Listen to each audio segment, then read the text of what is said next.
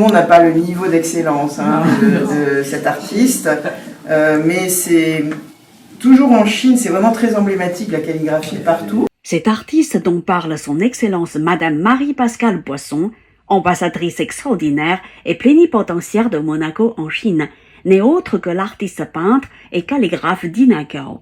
Pour célébrer le 30e anniversaire des relations diplomatiques entre la principauté et la Chine, l'ambassade monégasque a organisé une exposition de ses œuvres. Le vernissage a eu lieu le 25 novembre 2025 au Club des résidents étrangers de Monaco, présidé par Madame Louisette Lévy-Soussan.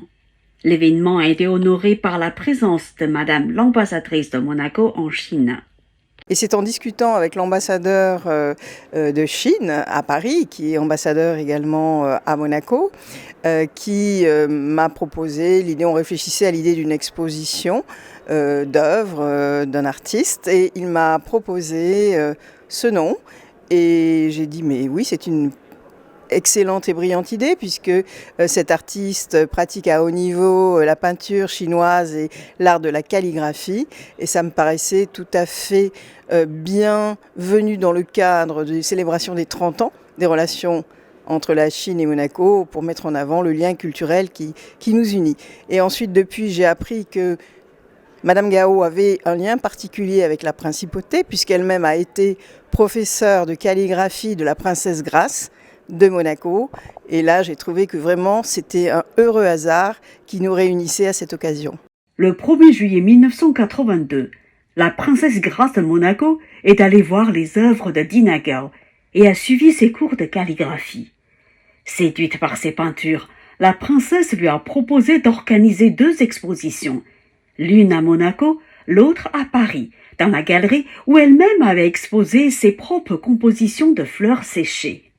Je suis très honorée et très heureuse d'exposer mes peintures calligraphies chinoises dans le cadre de la célébration des 30 ans de relations diplomatiques entre la Chine et le Monaco. J'ai aussi une relation particulière avec Monaco parce que la princesse Grace de Monaco, qui a une grande passion pour la Chine, et donc j'ai eu le grand honneur d'initier à la princesse Grace à la calligraphie et à la peinture chinoise.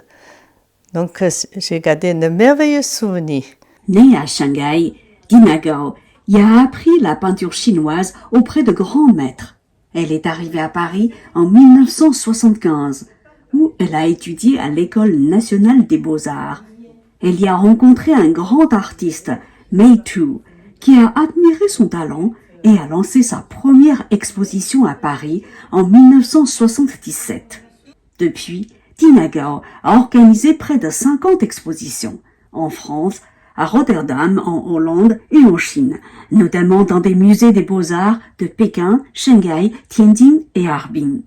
Ces expositions et œuvres bénéficient d'une large couverture médiatique, notamment sur France 3, la télévision centrale de Chine, ainsi que sur des chaînes de Shanghai, Tianjin et Harbin. Donc moi, je fais la peinture chinoise dans le style traditionnel. Comme il est un journaliste français qui a dit que je suis entre lisière entre le passé et le présent, voyez. J'ai puisé mon inspiration et surtout la technique dans la peinture des millénaires chinoise qui est très très riche, mais en même temps, bien entendu, j'ai aussi mon propre style. Le plus remarqué, c'est pas mes chats, les chatons.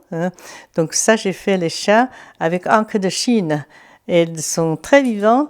Et puis même tous les enfants ont adoré mes chats sur papier, avec encre de Chine.